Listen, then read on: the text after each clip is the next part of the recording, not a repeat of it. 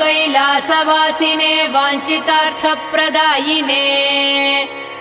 विजयदुर्गे देवी कनकदुर्गायै मङ्गलम् महापापविनाशिने सर्वाभीष्टप्रदायिने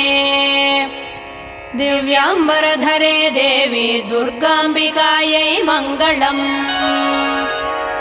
नित्यायै निरवध्यायै च सत्यानन्दस्वरूपिणे विजयवाटीपुरिनिवासिने दुर्गाम्बिकायै मङ्गलम् मङ्गलम् सुरासुरपूजिते मङ्गलम् मातृमूर्ते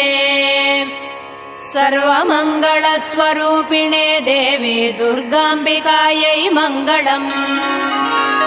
मङ्गलम् कनकाम्बरधरे मङ्गलम् विजयाचलवासिने